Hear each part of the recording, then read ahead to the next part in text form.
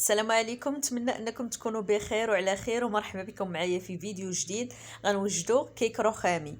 المكونات تنحتاج 4 ديال البيضات، الا كانوا كبار، كانوا صغار 5 ساشي فانيلا، قبيصه الملح، كاس عامر مزيان ديال السكر سنيده.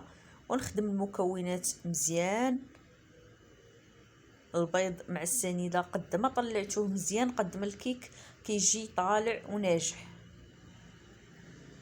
من بعد غدا نضيف ياغورت بذوق الفاني ولا البنان، ونفس العلبه ديال الياغورت تعبروا بها الزيت، ونزيد نخفق مزيان.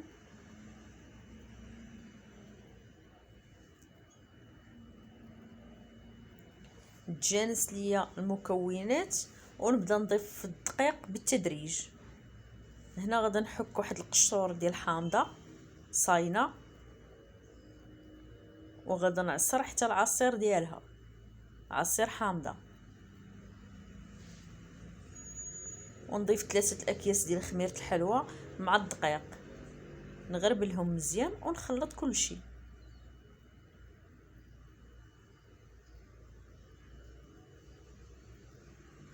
القوام ديالها يكون ما خفيفش وما ثقيلش بزاف. غدا نقسمها لجوج ديال الاجزاء. جزء غدا نضيف ليه ساشي واحد ديال الكاكاو ونخلط. خديت المول دهنته بالزبده ورشيته بالدقيق، وغدا نبدا نصب شويه الخليط ابيض، شويه ديال الشوكولا، شويه ابيض، شويه ديال الشوكولا، حتى نكمل الخليط كامل.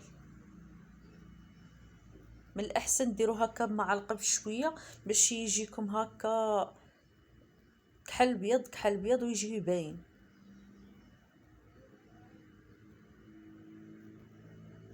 بنفس الطريقه حتى نكمل الخليط كامل.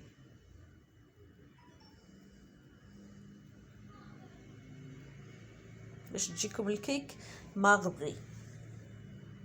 هنا من بعد ما كملت خديت سكين وغدا نبدا نزين بيه على هذا الشكل باش تعطيني هذاك الشكل ديال الوريده.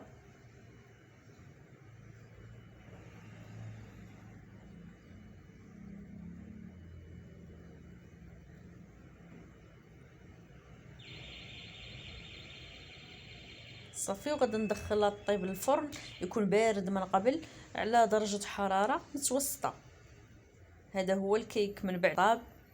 شوفوا كيفاش تيجي خفيف وزوين، وهذاك المزيج ديال الحامض مع الشوكولا كيجي لذيذ بزاف وسهل في التحضير، توجدوه بسهوله. ونتمنى لا عجبكم هذا الفيديو تخليوا لي معكم جيم وكومونتير زوين باش نتشجع وما نبقاش نغبر عليكم. باي.